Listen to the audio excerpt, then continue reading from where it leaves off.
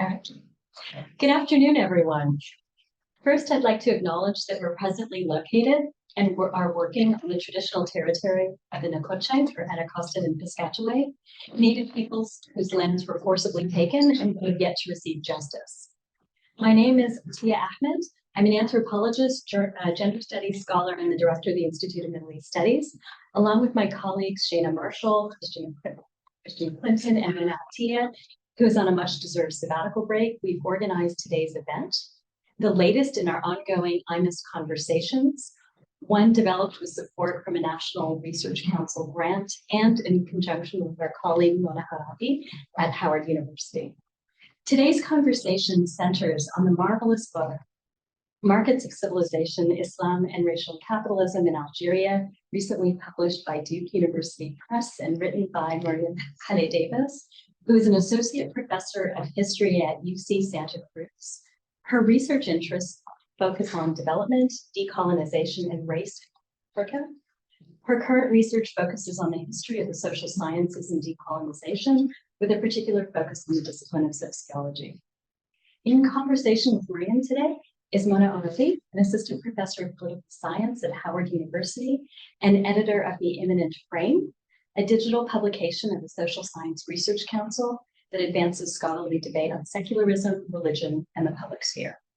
She is the author of Devotion to the Administrative State, Religious and Legal Pluralism in Egypt, out with Princeton University Press, and is forthcoming, so not out, but forthcoming, yes, Princeton University Press, and co-author of a University Terms Religion in Visual Metaphor that was published in 2022, just recently, by Indiana University Press.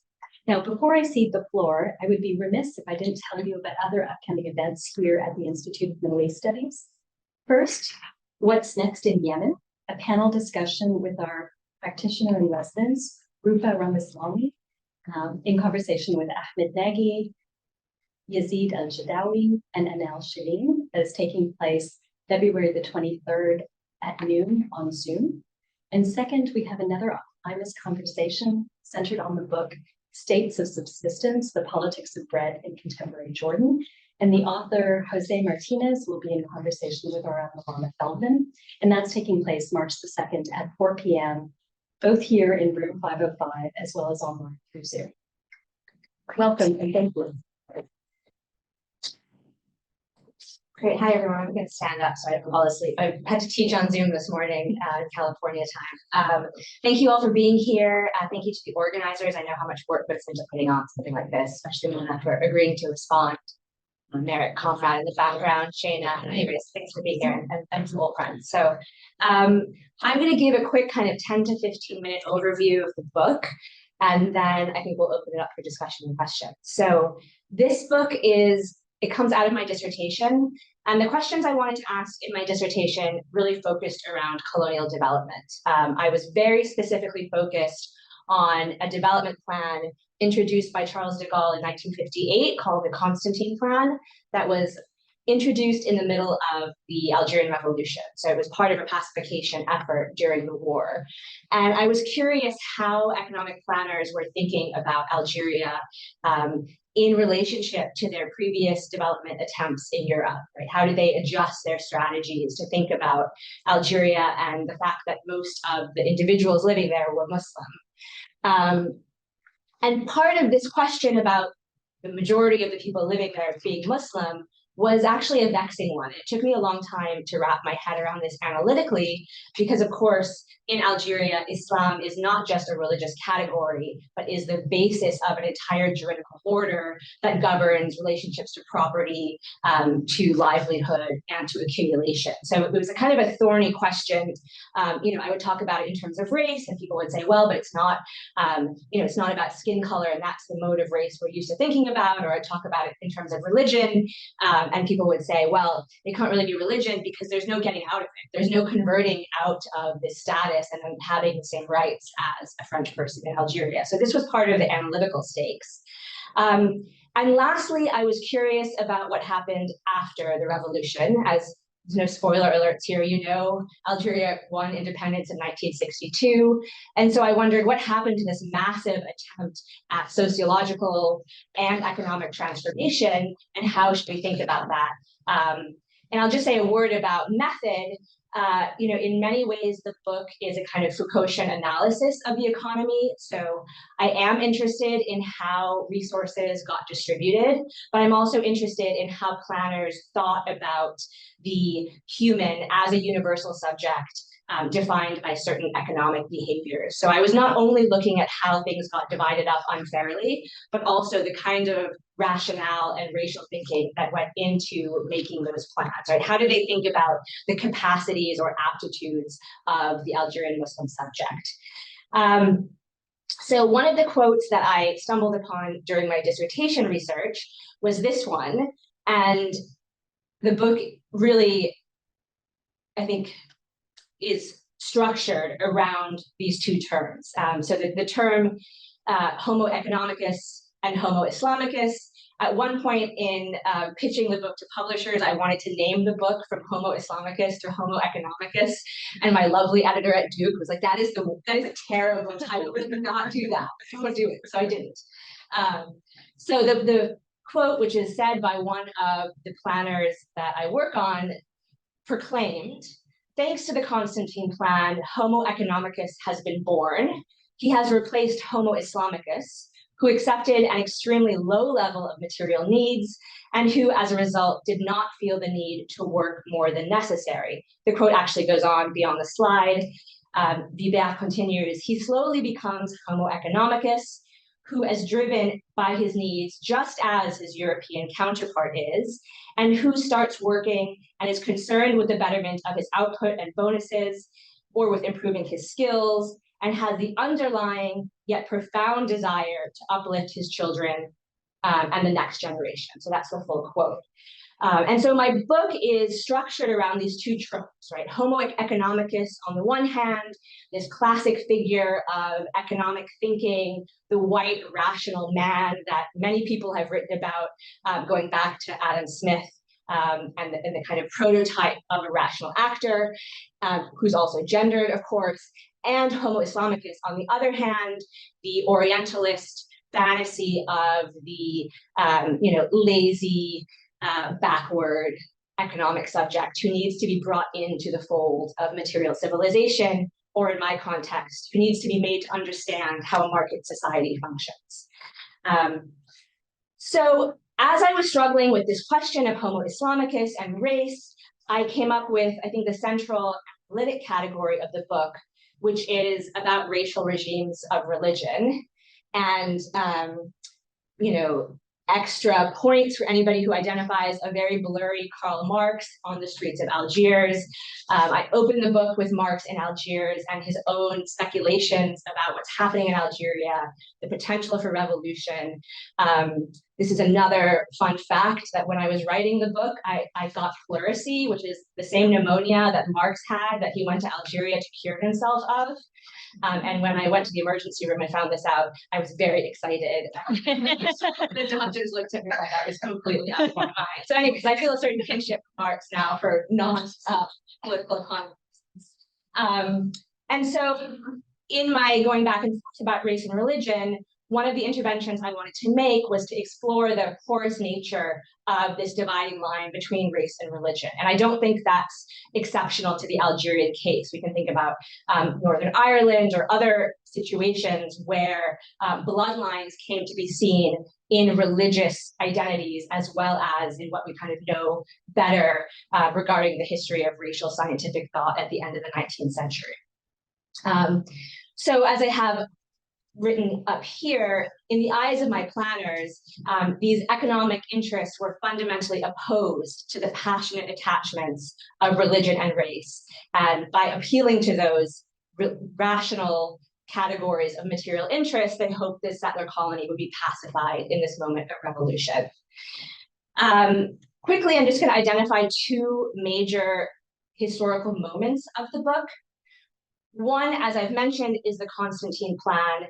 And this fits into a longer history of the French Republic after World War II, and perhaps literature that concerns this group a little bit less, but there's been a lot of work done on the rise of technocracy as a kind of post-World War II way to think about the economy, and to reconstruct the French nation state after World War II. But one of the things that was fascinating to me is that many of these technocrats who had worked on European integration, and there was a long literature of how they had participated in the European economic community, they're the same people who get sent to Algeria during the War of Independence. So they're not sending, Orientalist scholars or people who have an expertise in the colonies. They are sending these founding figures of European integration. And at one point, de Gaulle says about the Algerian War, an economist will fix this for me.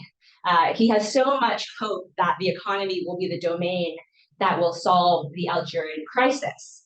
And so the consolidation of economic planning is tied to the rise of the social sciences, which is one way in which, in trying to plan for an open, liberal market economy, there's also a program of social engineering behind that I detail in the book. And fundamentally, as I'm looking at the ways planners try to adapt their reforms to Algerians, they are interested in the psychology, the culture, and they believe that they have to adapt the reforms in order to take into account the fact of Islamic difference, right? And so there are debates, they disagree on how to do this, but everybody agrees that Islam is such a fundamental part of the worldview and psychological hardware of Algerians that it has to be accounted for in a way that you wouldn't see if they were planning for metropolitan France, right? They wouldn't think, okay, well, Catholicism has to be part of the DNA of economic planning. And the last piece I'll mention, which perhaps is interesting to this group, is the ways in which the Constantine Plan and this racial regime of religion outlasts French colonialism. And I think in some ways this is perhaps one of the more controversial arguments of the book. But what I try to show is how when Ben Bella opts for a radical socialist discourse, we know that in the moment of third worldism, that was one of the options on the table. But what's interesting about his project is the ways in which he wants to root his socialism in Islam himself. So he calls his project of self-management a specifically Algerian socialism rooted in Islam. So I don't think it's surprising that he adopts a socialist program that was very much the zeitgeist of the time. But I argue that the racial regime of religion introduced by the colonial state is actually fundamental for understanding why Islam, rather than Arabness or al-Aruba, becomes the cornerstone of Algerian identity after 1962. So just to give you one example, in the founding document of Algerian nationalism, the 1962 Tripoli program, the nation state is defined in terms of Islam, and the writers say that Islam functioned as, quote, more than a religion, and that it would provide the main source for Algerian culture and personality. And of course, this is quite different than looking at the Mashreq or other countries where Arabness is the cornerstone for belonging. And there are multiple reasons for that. On the one hand, most Algerians did not speak Fusha or modern standard Arabic upon independence. So if Arabness is also a linguistic category, it fits awkwardly. And you also have the question of what to do with the Amazigh populations, or the Berber question as formulated under colonialism. And so indeed, Islam becomes the cement that brings people together rather than Arabness.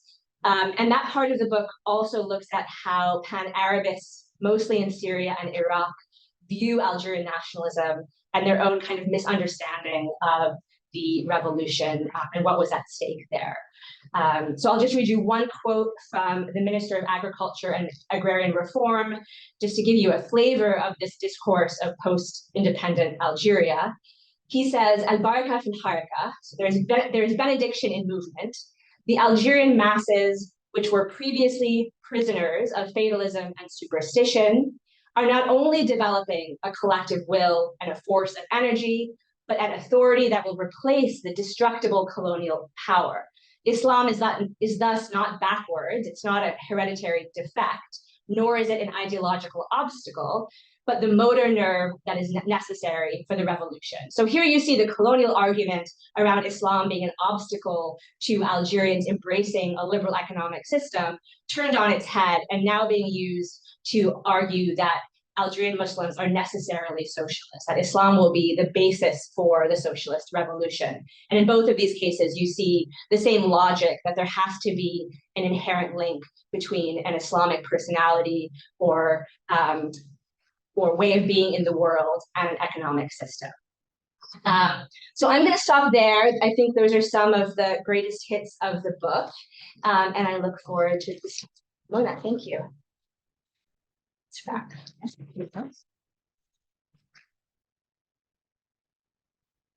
Great. Thank you so much for the opportunity to be here. It's such a pleasure to have this chance to talk with you about the book. It was such a terrific read, and I know I'll be returning to it many times over. I've already recommended it to many of my friends and colleagues. So I have a series of questions, but we will definitely leave time at the end for questions from the audience. One of the first questions I have, and it's interesting, I think I've written it here in two different ways. One is, what brought you to this project? That's one way of putting it. The other is, how did you come to the project? You can answer in whichever way makes sense. What brought me versus how did I get brought? Yes.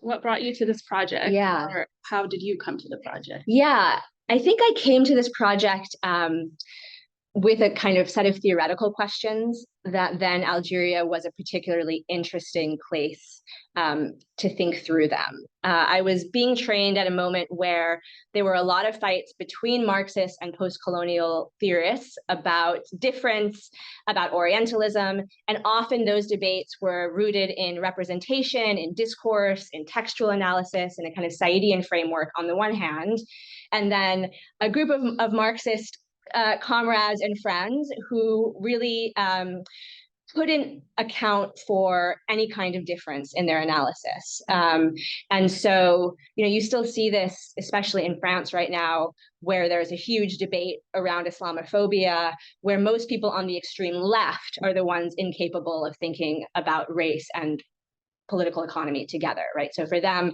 to talk about Islamophobia is merely to distract everybody from the real issue, which is one of economic inequalities. So I wanted to show how indeed the grammar of religious difference was actually built into economic orthodoxies in the first place. I was interested in settler colonialism, and I was reading a lot of French theory. And as you read people from Sartre to Camus to Fanon, you realize that so many of these debates are anchored in Algeria and in the revolution. So that's how I came. So what brought me, I guess, ironically, in some ways, were these debates happening in French theory at the time, and articulating that with the kind of language of postcolonialism that I felt was incapable of giving a materialist account for some of these processes. So the language that you offer, your observation that there was a grammar of religious difference, or your claim that there's a grammar of religious difference is built into economic policy, that dovetails really well with my next set of questions, which are about race and space, are imbricated quite tightly in the imaginaries of the book's main figures. So both French officials in Paris and Algiers, and Algerians who sought to, of course, challenge French colonial policy. So first, my first question about this topic, or how space and race are imbricated, is how do you imagine the conceptualization of race and racialization that you offer to be taken up in scholarly conversations beyond North Africa and the Middle East? And it's a suggestive question in part because I do see that possibility there. I wonder how you might articulate that possibility. And I imagined, as I read through the book, I imagined that possibility to exist because you show importantly that what you call the racial regime of religion was based in structures of domination, not phenotype. And also based in what you demonstrate was a kind of learning that French officials had done following their experience in the Caribbean, as one example. So I'll pause there to restate the question. How do you imagine the concept of, or the conceptualization of race and racialization that you offer to be taken up in conversations about race beyond North Africa and the Middle East? Yeah, thank you for that question. I was a bit of two minds, and I still am, in giving you a response. On the one hand, it was really important to me that the book was rooted in the structural history of settler colonialism in Algeria. And I do think Algeria is a specific case that makes it unlike Morocco or unlike Tunisia, juridically, economically, legally. So for all of those reasons, I wanted to be really careful to say, when I'm talking about a racial regime of religion, I'm rooting it in the particular racial formation of French Algeria. On the other hand, nobody wants to write a book that's only about one country. It's not a good sell to say this concerns nobody else or no other scholars outside of the relatively few of us who work on Algeria. So I do think that there is an analytical purchase there, and I'll say maybe two things about that. One is, from, as you can tell from the title, I wanted to grapple with racial capitalism outside of the Atlantic world. And I wanted to think about what does it mean to think to use racial capital when it's not skin color. And I think phenotype and biology is always imagined in racial categories, as we know, right? There is no scientific racism that is actually scientific. These are always discourses on science. And there is an imaginary at certain points in history about the Algerian in kind of phenotypical terms, right? But by the time we get to World War II, the language of scientific racism is no longer valid, precisely because people are writing after the Holocaust. UNESCO has issued its statements on race thinking, saying that we know that race is not a biological category. So the question then becomes how to make sense of race as a category for domination when the word itself as a scientific reality has been invalidated. And that's where I think you see a shift to a kind of cultural register about capacities and aptitudes that then gets taken up by economic planners who are more or less liberals. My economic planners, these are not the military pro-French Algeria people. They are trained at Sciences Po and other more liberal technocratic establishments. So,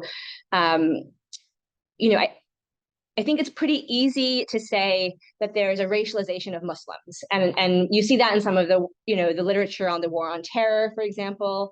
And part of my call here was to say that we have to be careful when we say something's racialized, that doesn't do much analytical work, and that racialization always occurs through economic and political structures, and to be careful about the way we use that word, because it also implies that some people weren't racialized, which is also right. We also know that whiteness as a category is a construction. So the reason why the book has a kind of slow lead up. The first chapter is really about the 19th century, so skip that one if you're thinking of reading the book, was precisely to show the building blocks of the racial formation rather than to show up during the War of Independence and say, look, there was a racialization of Muslims, because I don't think that does the work that racial formation and the kind of economic and political scaffolding of domination. I hope that answers your question. Yes, that's helpful. And this point about scaffolding will tie into my next question, again, on this intersection of race and space. So just as you show that the French debated, you have this phrase in the book, they debated how to govern Algeria.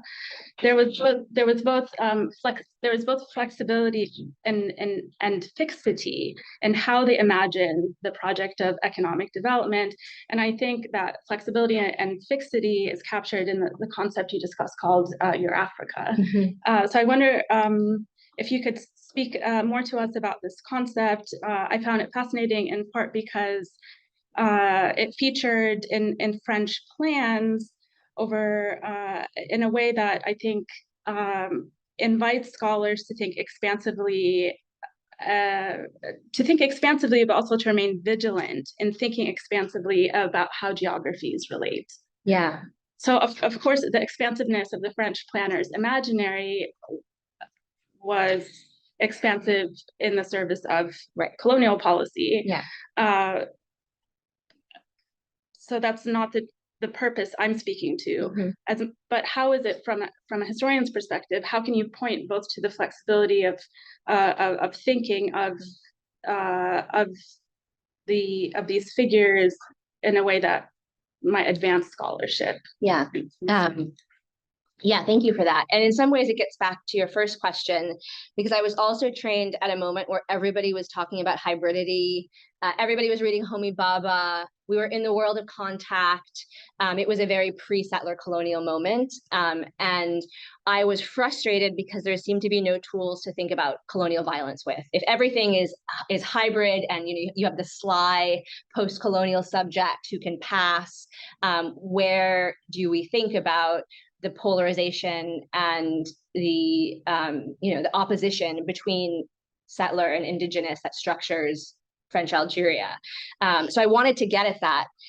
And the other thing that was, I think, prevalent in the scholarship and perhaps still is more in French Empire than in Middle Eastern studies is the missed opportunities, that there are ways of thinking about empire where it could have gone differently.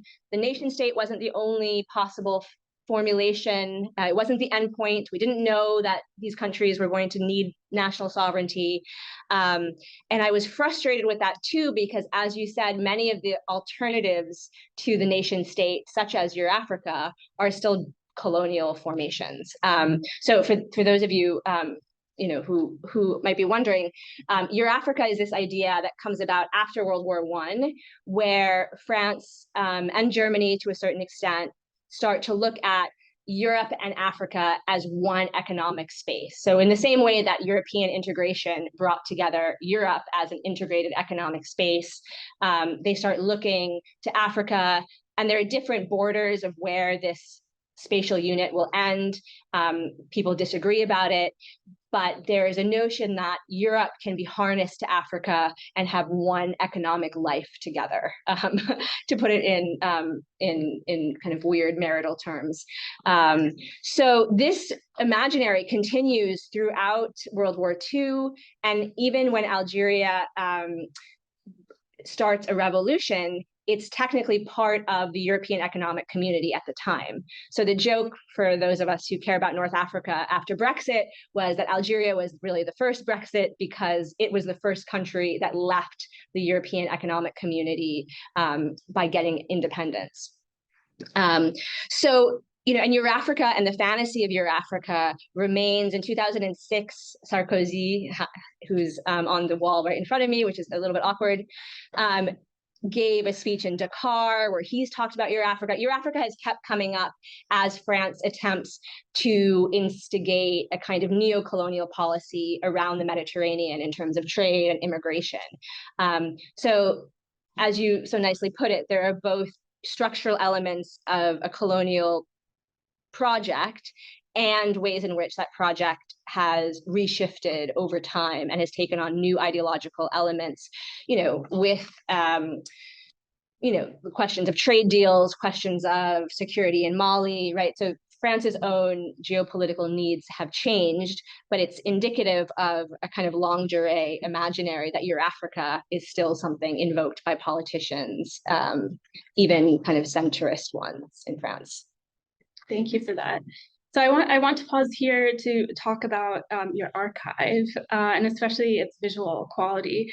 I was struck by just the sheer number of figures and illustrations throughout the book that very easily and vividly capture your argument.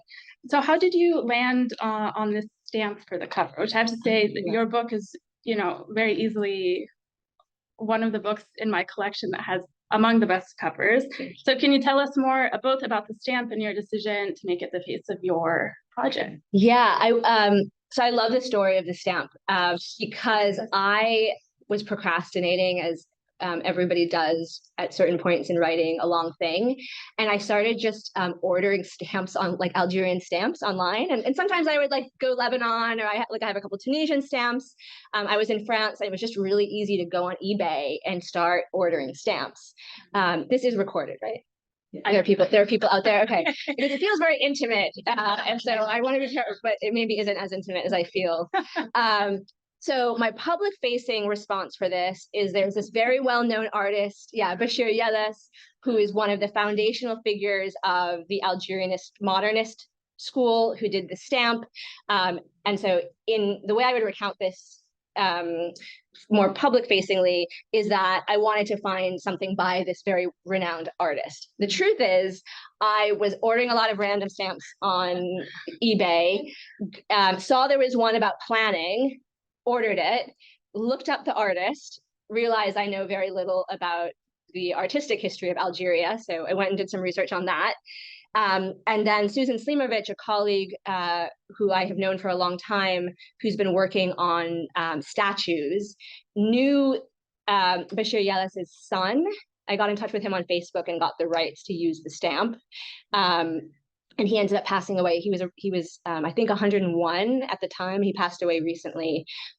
So I feel very lucky to have both learned about this figure, to have gotten the rights to use the stamp, and I was very annoying with Duke about the cover. So I also really appreciate their patience with me. And yeah, I'm happy with how it worked out. But it was a pretty random act of stumbling upon the stamp. And the images in the book were hard. I'm glad that you appreciated them, because a lot of them took incredible amounts of perseverance to get the rights to republish in the monograph. So I am really indebted to lots of archivists who helped me track them down. There's a great picture of René Dumont, who's this very famous Green Party figure in France who ran for president, and there's one of him at the airport in Algiers that an archivist knew I was working on this subject, and we had been in touch and just found it for me and sent it to me. So there's also a lot of just generosity of people, a lot of generosity and a lot of ungenerosity by French archivists.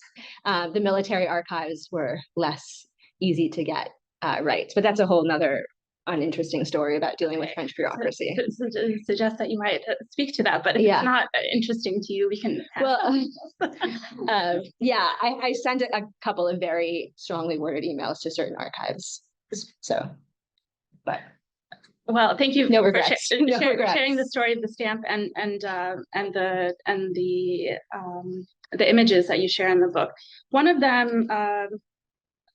One of them is in your second chapter, and it's a display of Algerian wine at a Paris location, 1947. And here I want to pause and think about your approach to the study of social organization under conditions of settler colonialism, the broader historical phenomena of coloniality. What really struck me, and I found it fascinating and productive in your monograph, was that your approach to social organization included domains of topics that in my field are not typically covered. So let me say that differently. So in my field, in the study of law and religion, this field tends overwhelmingly to examine social differentiation from the angle of personal status, which you absolutely cover in the monograph. But your book does something else as well. You address personal status law in addition to or alongside the standardization, for example, of Algerian products like olive oil, right? So again, I keep going to this question that you asked at the beginning of the monograph, the question that French planners and policymakers grappled with, which is how do we govern Algeria? And you explore how the standardization of products like olive oil was part and parcel of their colonial project. In other words, so the story of olive oil in a very, very short way of looking at it is a perception that traditional methods of cultivation were coded as Muslim and therefore coded as inferior. So the question I'm asking here is, again, it's aimed toward scholarship and how we write and investigate questions of social organization and change. Can we study changes in social organization under colonial dominance without studying economic history? Thank you.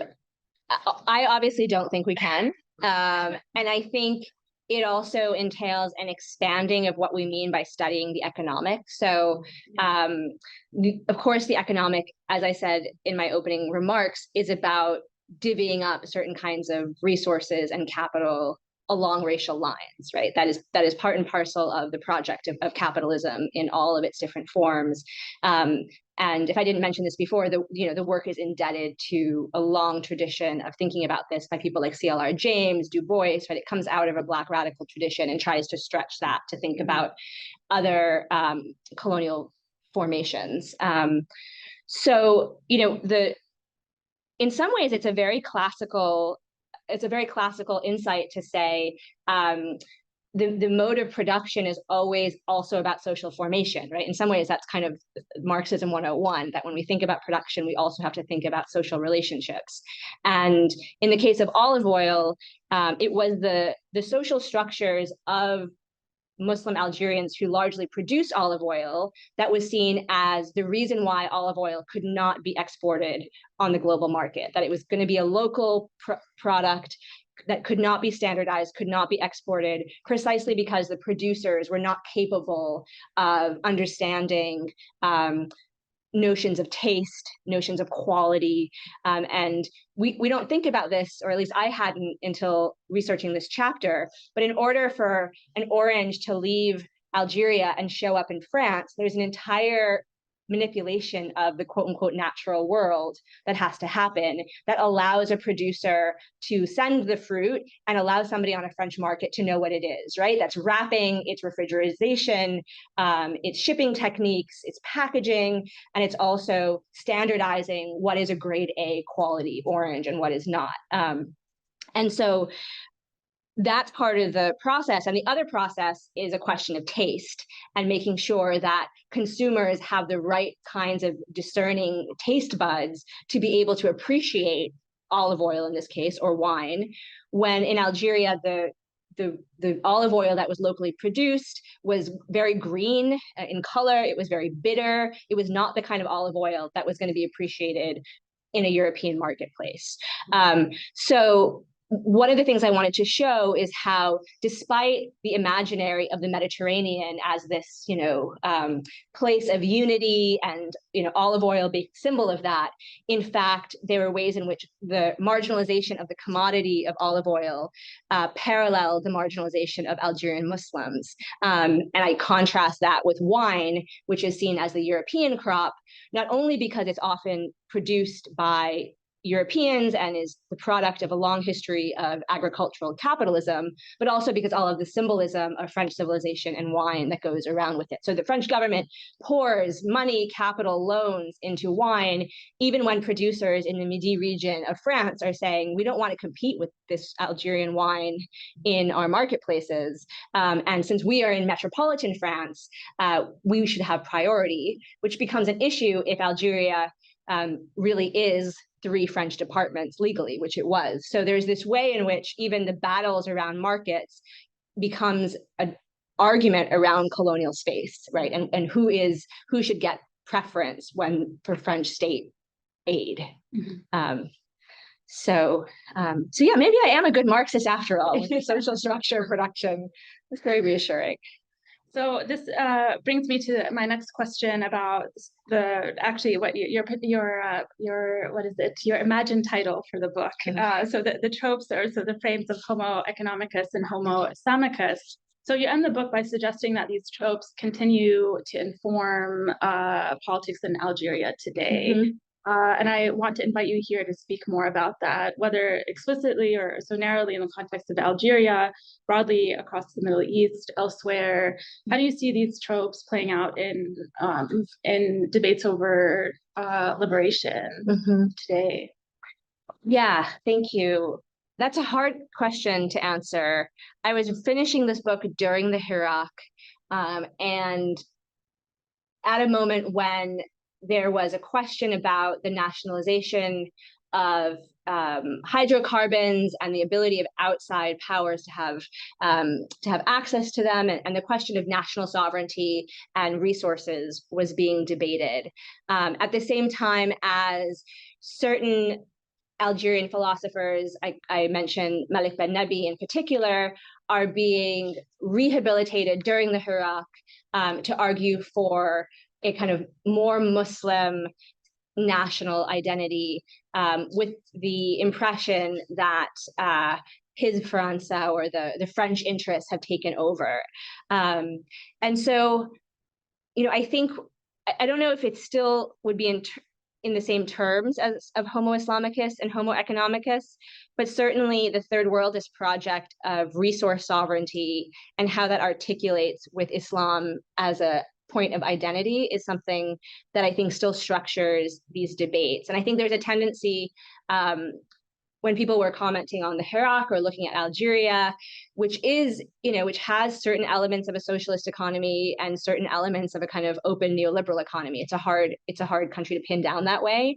But basically to say that the third worldist moment is over, it has been for a long time. And I think we saw during the Hirak that that's not the case, and that resources and sovereignty, there were lots of protests around fracking, for example, that part of independence and part of the demand or claim, a very controversial claim, that that independence hadn't been achieved with the revolution, and that real independence would happen through the Hirak, was premised on this question of resources and the ability of the country to pick its own economic future. So it's not, I wouldn't maybe phrase it, I think I did somehow in the conclusion tie them together because I had to, but certainly the questions of national identity and economic policy and Islam are still being triangulated in certain ways.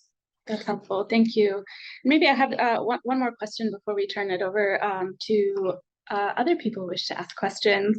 I found it very interesting in your framing of the book to say this book is not about sovereignty, right? It could be, but it's not, right? So I wonder if you could speak to how, and it could simply go back to what you articulated, your interest in doing a project on colonial development, but how did you, so as a scholar, more specifically as a historian, carve out a space to describe what it is that you're doing when you're obviously working in a political context, the colonial context, the legal status of Algiers, 3 departments, clearly questions of sovereignty are on the table, both for the many types of figures that feature who end up being both protagonists and villains, right? In the book. So how did you carve out the space to say economic development, not sovereignty?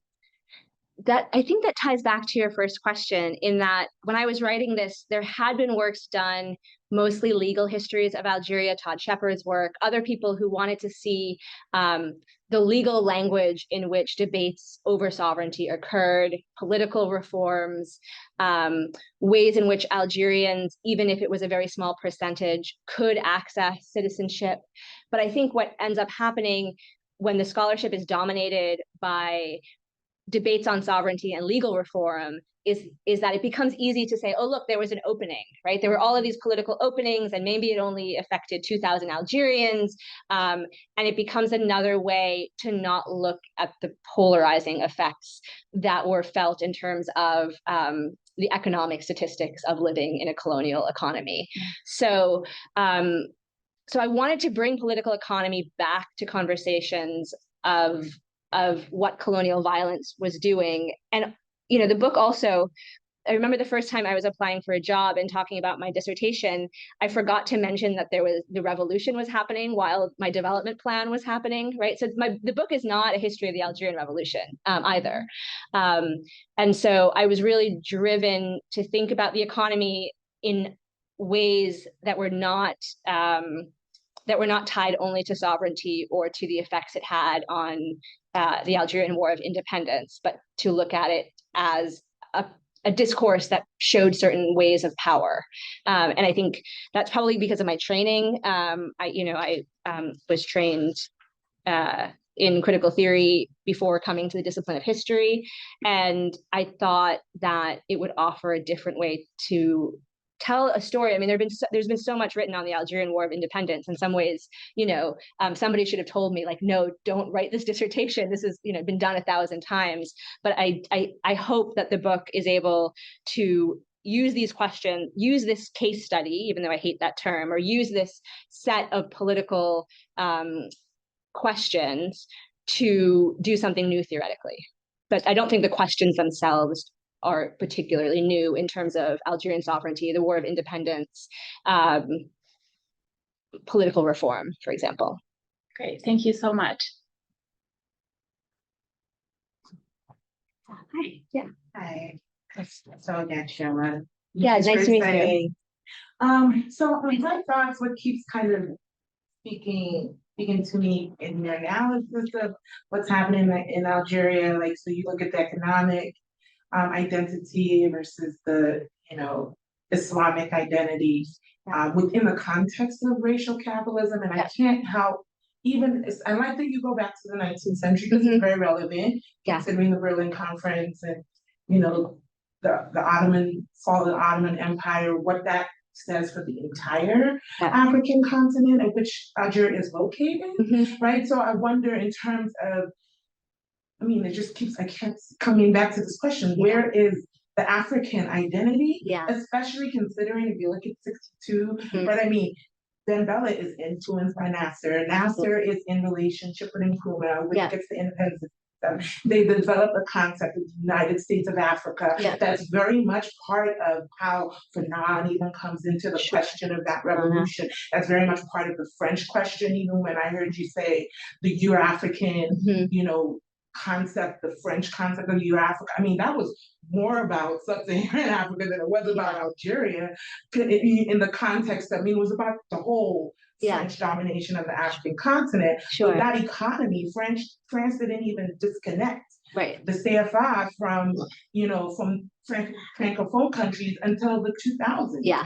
Right? Just most recently. And, that level of coloniality is racial and Islamization. I think part of where like France and then maybe, I think Gaddafi kind of takes it one further step in terms of the Islamic relationship with North Africa and the rest of Africa. Like that's part of the de-Arabization. Like that's the main reason that Arabization was a colonial element before Europeanization.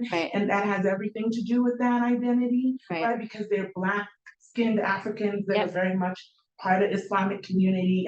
That was a big part of that question. So I'm thinking all of this going, where is that? It's so central. Negritude is before, that's happening in the early 20th century or the mid 20th century. That's part of the liberation of African countries, particularly when we're talking about France. Right? So I'm just that. Yeah, that's a great question. And it's a tough one. I've got a couple of angles on this. One is that the French in cutting the Maghreb off from sub-Saharan Africa had a discourse of Afrique blanche, Afrique noire. So there was Black Africa and White Africa. And that was a colonial separation of the continent based on their racial categories. And so, already when we talk about the Maghreb, it's a loaded term because we're more or less talking about a region based on a colonial experience and a colonial experience that sought to cut off North Africa from the rest of the continent. And to this day, you see jobs for African history, for example, they're not looking for a Maghreb person, there's a way in which academic disciplines reproduce this divide between North Africa and the rest of the continent. Having said that, Algerian nationalists themselves are not totally able to decolonize this way of thinking, right? So there are debates about if we're talking about negritude, for example, what do you make of Algeria, where people are not Black? We're not talking about people who are read as Black for the most part. There are if you go to the South, but again, these are not people who think of themselves in those terms. And there is also a history of anti-Black racism coming out of North Africa. So the question of Pan-Africanness is actually fraught just the way Pan-Arabism is. When Nasser and Ben Bella had a close publicly, but personally very complicated relationship, in that they both want to be the main face of Pan-Arabism. But when Ben Bella shows up in Cairo, he's not able to give it a speech in Fusha, right? And he starts crying. So, similarly, Fanon's entire he goes to Accra. He's the ambassador of the FLN there, but he himself is trying to speak against a kind of negritude that he saw had a re-essentializing influence, right? He took issue with Césaire and Senghor precisely because they saw negritude as a reinscription of a certain kind of Blackness that he thought needed to be a political conception of Blackness rather than one based on how people are read in a colonial framework of Blackness. So, Algeria is part of this story, absolutely. It's the neo-colonial dependency that emerges out of decolonization is absolutely still with us. But I think it fits awkwardly in stories of anti-Black racism coming out of the continent because of the colonial legacy, and because of the ways in which Algerian nationalists themselves have certain blind spots around these issues, and you see them in the archives, right, where they say, well, we're going to do better than sub-Saharan countries when we get independence, and the implication is it's because we're more civilized than our neighbors, in other countries who basically gotten independence 2 or 3 years ago, right? So they're writing in the late 50s. So it's both an integral part of the story of Pan-Africanism, but with its own trajectory that, because of the racial formation of French colonialism, sets it a little bit apart, I would say. I hope that's a huge question. I hope I did it justice.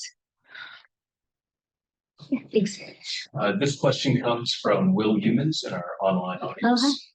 He says, fantastic project, thank you. I have a perhaps confused question. Hearing about the French colonial interpolation of Homo economicus reminds me very much of modernization theory, which also gets adopted by post-colonial states in their development plans. If this is correct, or is this correct, and if so, how does the racialized aspect translate? Is it embedded or implicit?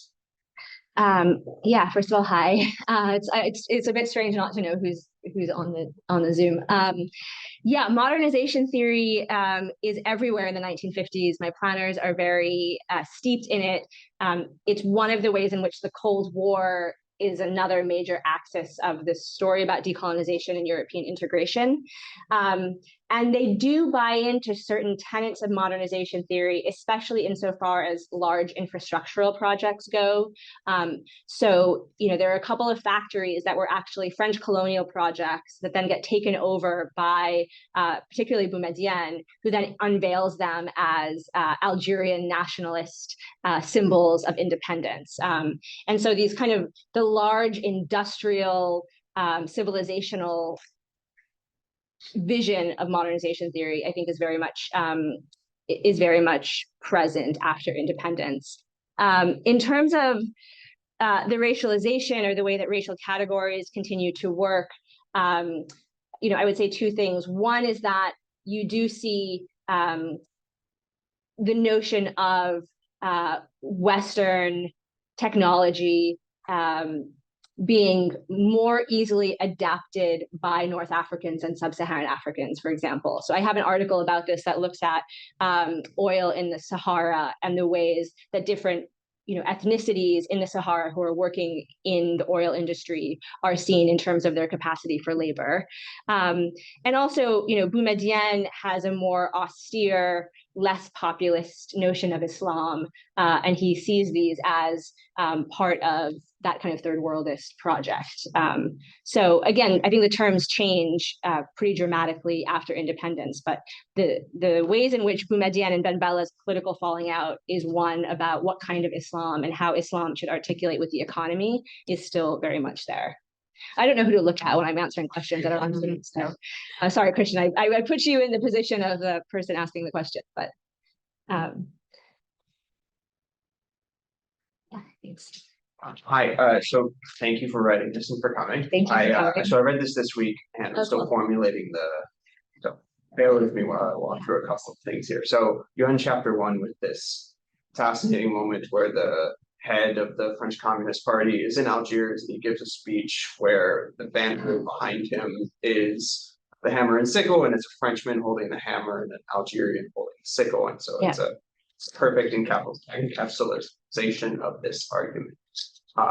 Simultaneously, I was reading this and I was thinking about, okay, I understand why you're focusing on, or why these people are focusing on rural workers, because the Algerian economy is predominantly agricultural, especially for the Muslim population. But I was thinking, okay, where are the urban workers? And then I was thinking about the metropole, and how there are tens of thousands, hundreds of thousands of Algerians working in the spaces that a lot of these thinkers seem to think that they're incapable of working in. And so I wanted to pose that a couple of those questions. Sort of, was the urban theorized to the same degree as the rural in this time period?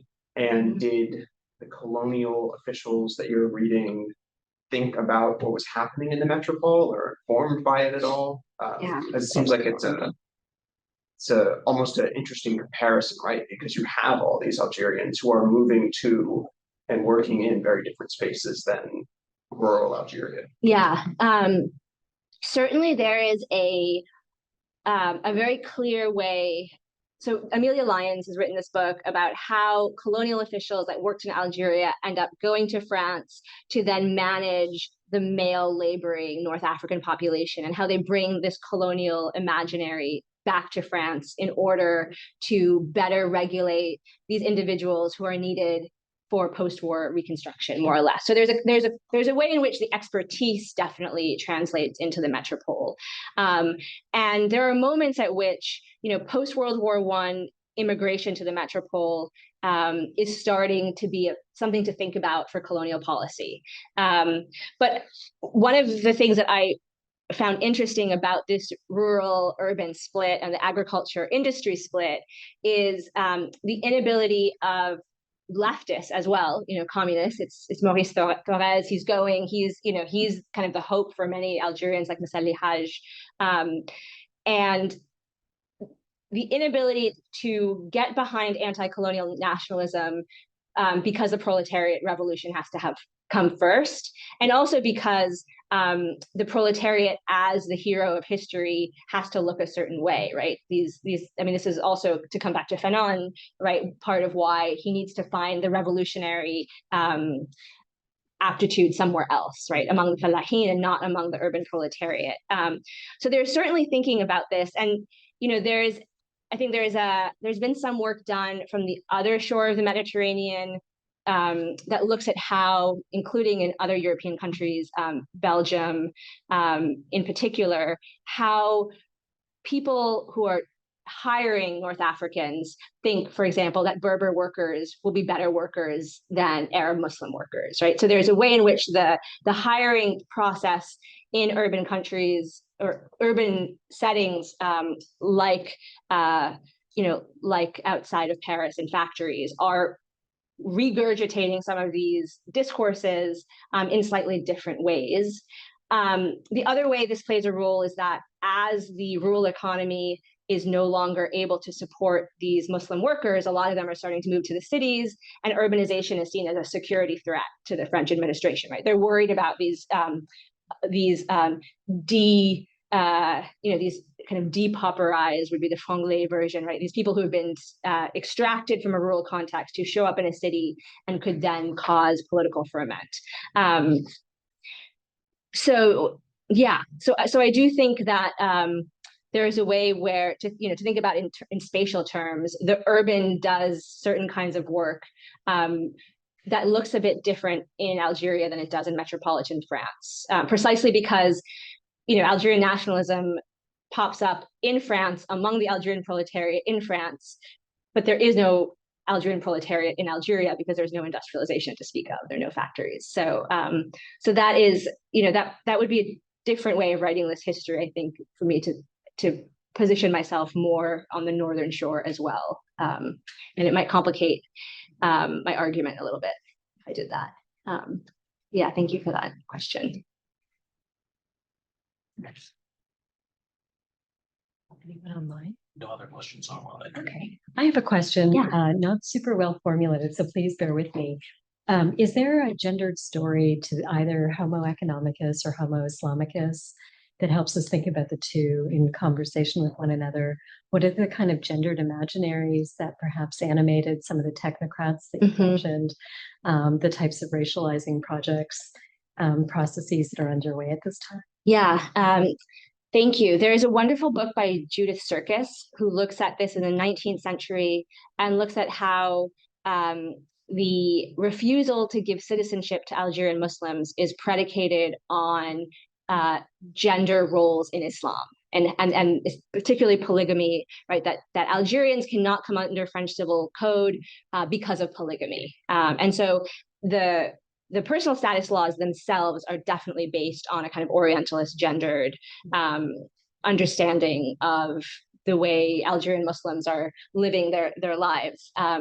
For my technocrats, they are very concerned with modernizing Algerian women, and they're very concerned with showing that the civilizing mission has succeeded because Algerian women have been liberated. I mean, the most infamous example of this are the fraternization unveilings, where they were public shows of Muslim women in Algeria taking their veils off, allegedly spontaneously.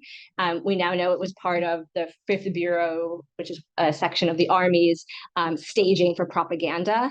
But the notion that, there's some great posters that say, aren't you beautiful? Why are you wearing the veil? Right. So even from this moment in 1958, what women are doing with their bodies and the veil and their domestic abilities are a site of intervention for modernization. Absolutely. And of course, Homo economicus, there's a lot of, I'm thinking about Silvia Federici's book, there's a lot of theorizing that comes out of feminist critiques of Marxist theory that look at how Homo economicus is a male figure. And I'm thinking also of the Gibson Graham book, The End of Capitalism as We Know It, that says, the ways in which we think about even capitalism with a capital C having a teleological certain logic that is always the same is a kind of patriarchal fantasy of I'm slightly deforming the argument, but that there's a drive to power there that dovetails with a certain kind of gendered formation.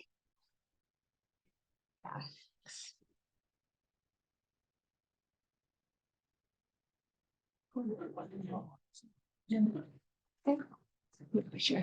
Yeah. Well, thank you for coming out in the rain. It's lovely to see. Thank you. Friends. Yeah. Thank you.